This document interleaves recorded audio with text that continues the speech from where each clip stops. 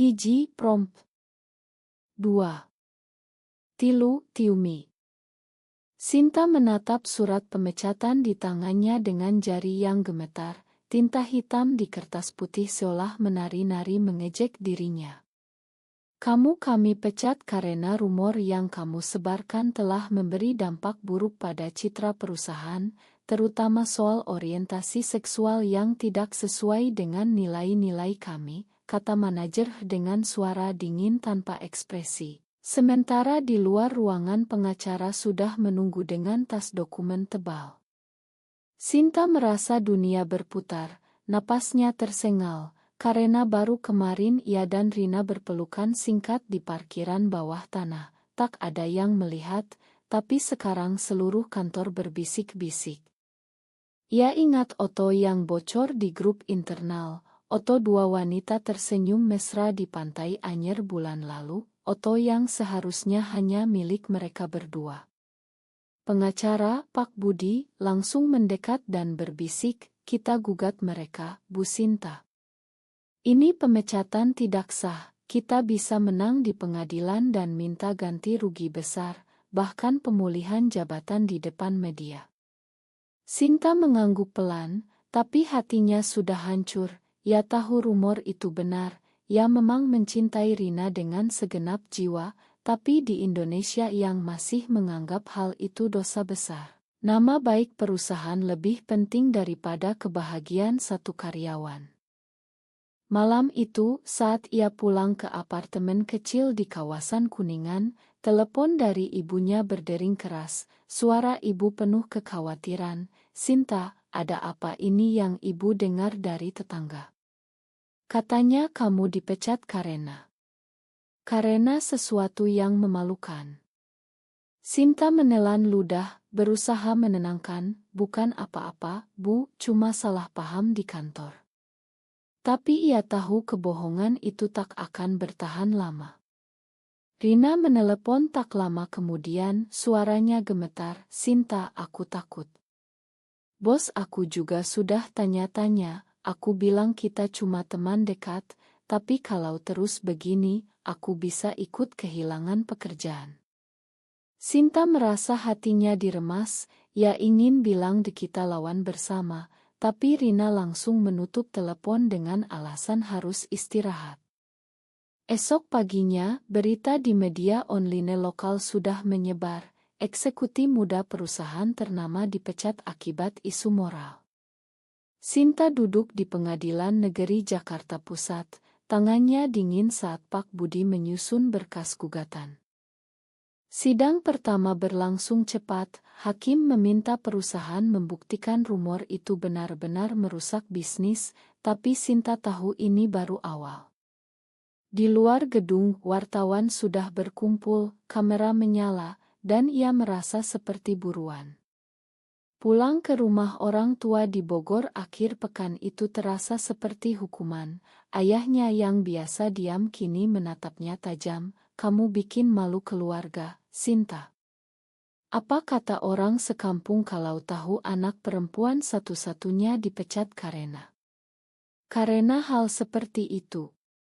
Sinta tak menjawab, hanya memeluk bantal di kamar lamanya, air mata mengalir tanpa suara. Rina mengirim pesan singkat, Ma, aku harus jaga jarak dulu, demi keluargaku juga. Itu seperti pisau kedua yang menancap dalam. Sidang kedua semakin dekat, dan Sinta mulai menyadari bahwa memenangkan gugatan di pengadilan mungkin lebih mudah daripada memenangkan hati keluarganya sendiri.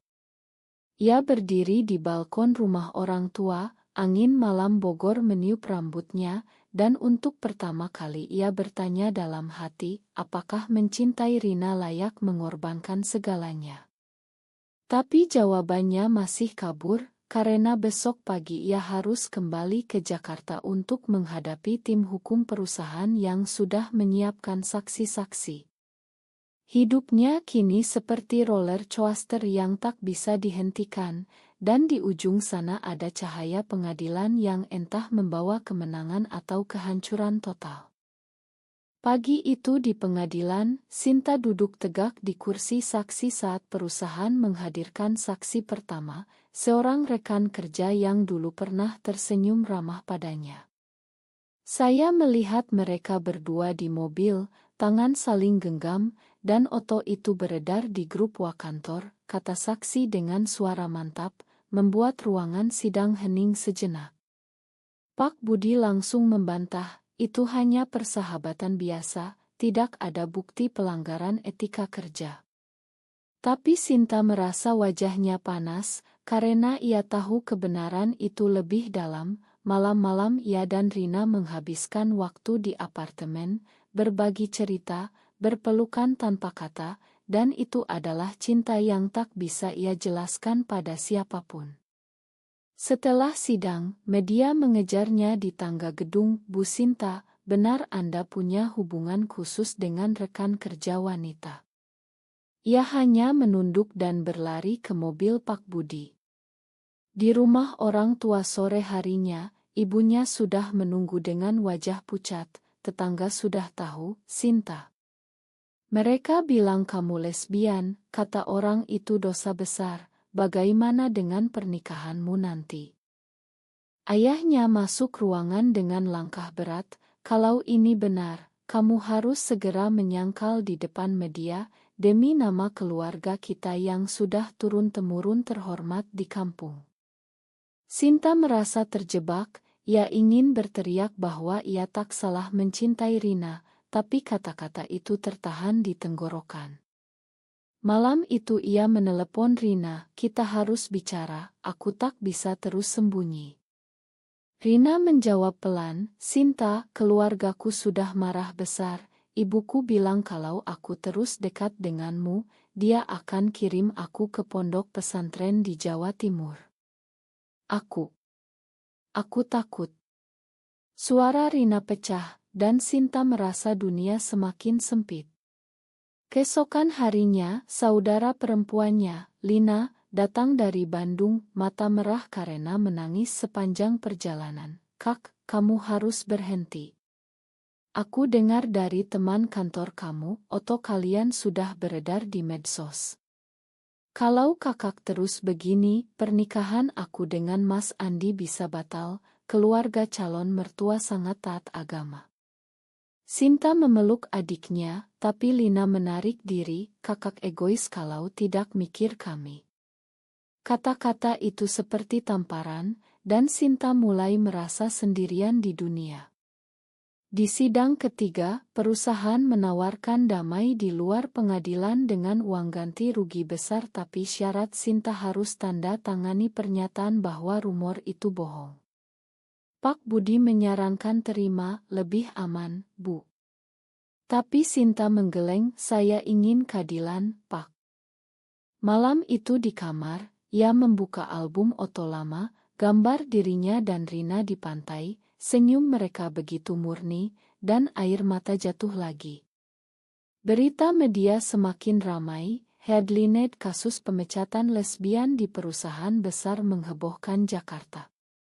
Keluarga besar mulai menelepon satu persatu, paman dari Surabaya bilang jangan bawa nama kami jatuh, bibi dari Medan mengancam putus hubungan. Sinta merasa seperti sedang tenggelam, tapi tekadnya semakin kuat untuk melawan. Rina akhirnya datang ke apartemennya tengah malam, mata bengkak, Sinta, aku sayang kamu, tapi aku tak sanggup lawan keluargaku. Ma. Pelukan mereka terasa dingin kali ini, dan saat Rina pergi, Sinta tahu pengkhianatan pertama sudah terjadi. Sidang berikutnya semakin dekat, dan tekanan dari segala arah membuatnya tak bisa tidur. Ia berdiri di jendela apartemen, lampu Jakarta berkelap-kelip di bawah, bertanya-tanya berapa lama lagi ia bisa bertahan sebelum semuanya runtuh.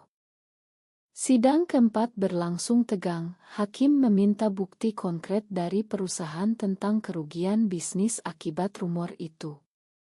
Saksi dari klien besar perusahaan naik ke kursi, kami ragu bekerja sama lagi kalau ada isu moral seperti ini. Sinta duduk diam, tangannya mengepal di bawah meja, karena ia tahu klien itu hanya mencari alasan, padahal penjualan timnya selalu nomor satu. Pak Budi menyerang balik dengan data kinerja Sinta yang luar biasa selama 5 tahun. Di luar gedung, wartawan semakin banyak. Salah satu bertanya langsung, "Bu Sinta, apakah Anda memang menyukai wanita?" Sinta hanya tersenyum tipis dan masuk mobil. Pulang ke Bogor akhir pekan, situasi di rumah semakin buruk. Ayahnya mengumpulkan seluruh keluarga besar. "Kita harus rapat keluarga, Sinta harus menyangkal semua ini di depan kamera besok."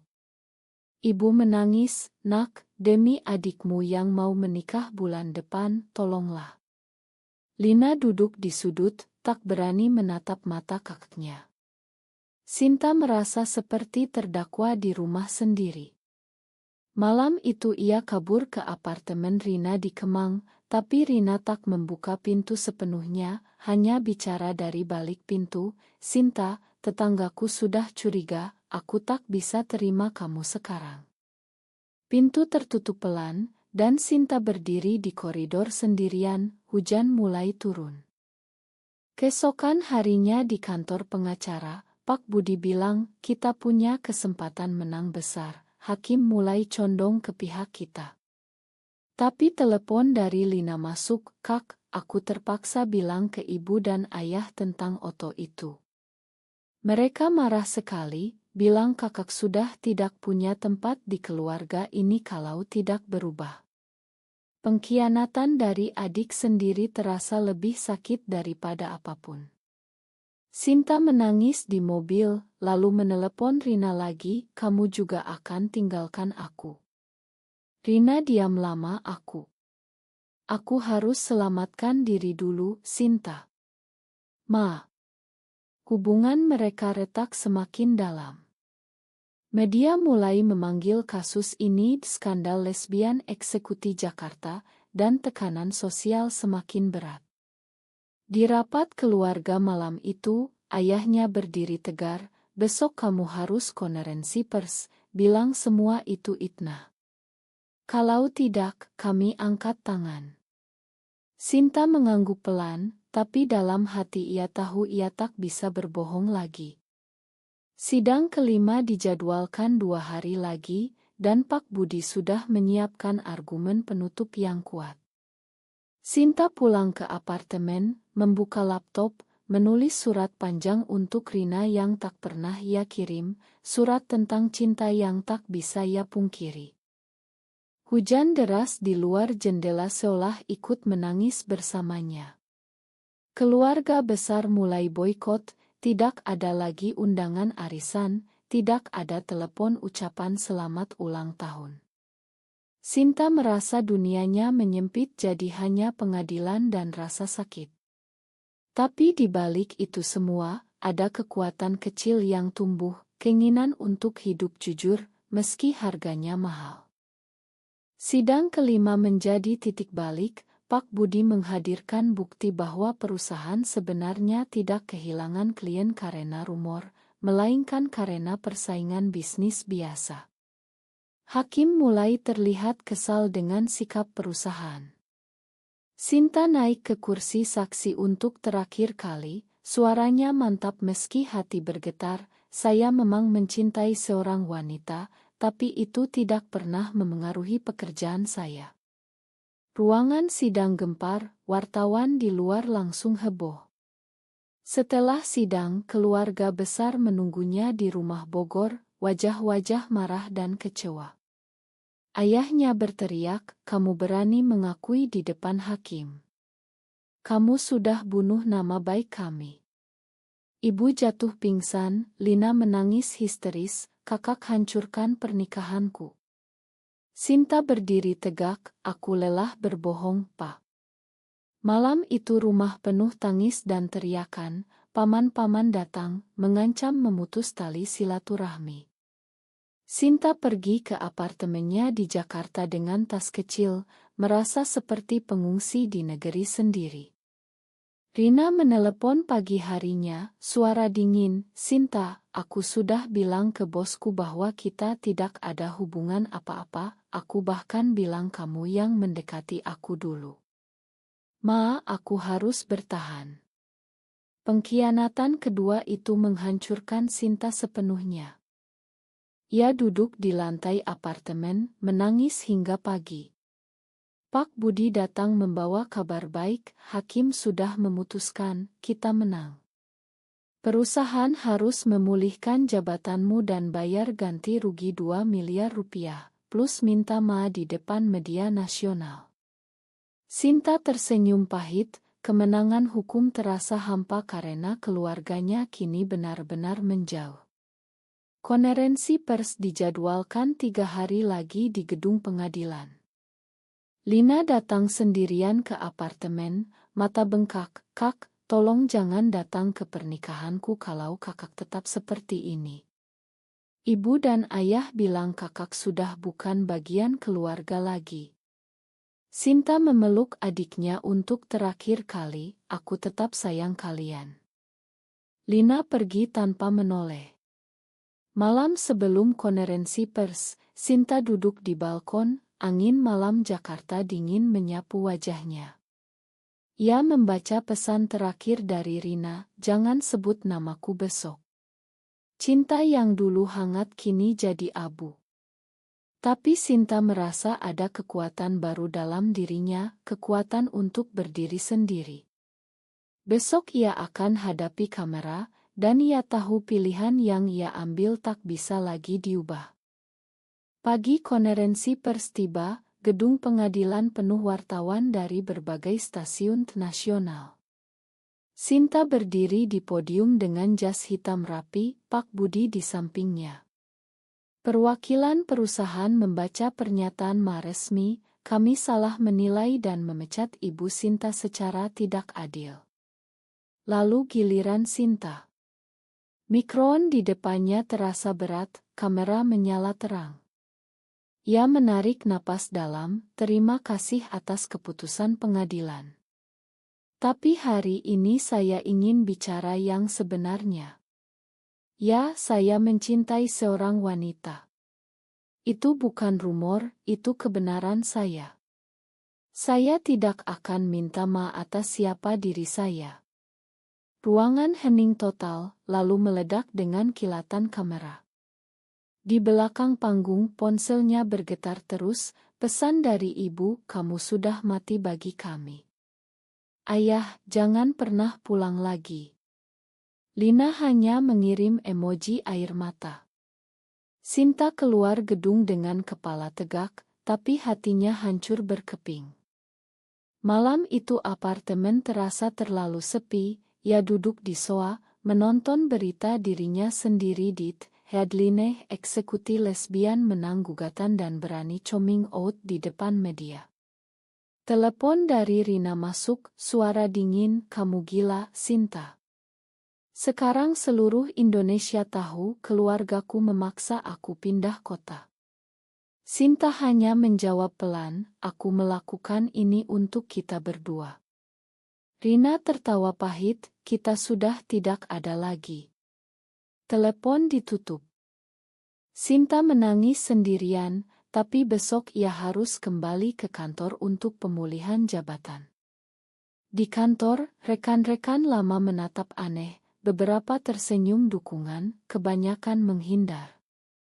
Bos baru memaksanya tanda tangan kontrak baru dengan klausul jaga citra perusahaan. Sinta menandatangani dengan tangan gemetar.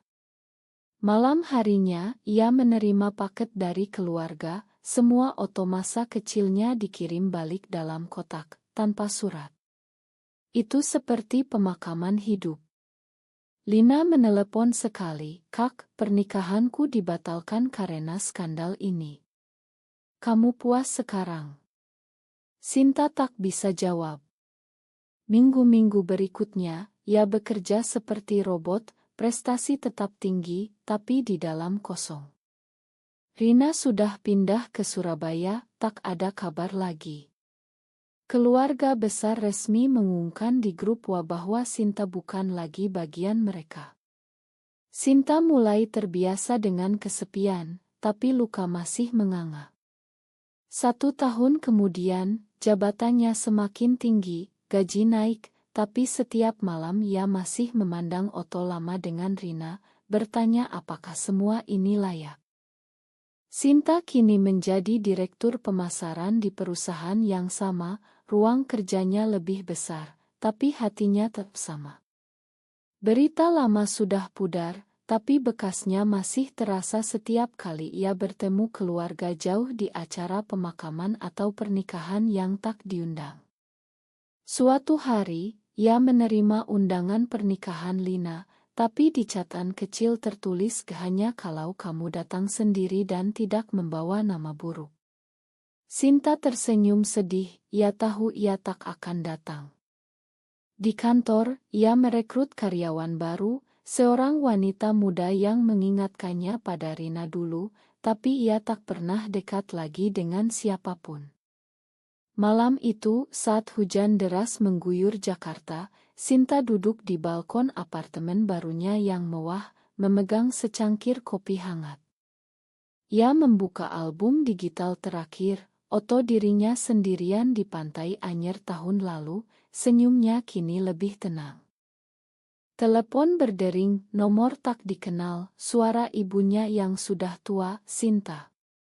Ibu kangen, tapi ayah masih marah. Mungkin suatu hari. Suara itu terputus.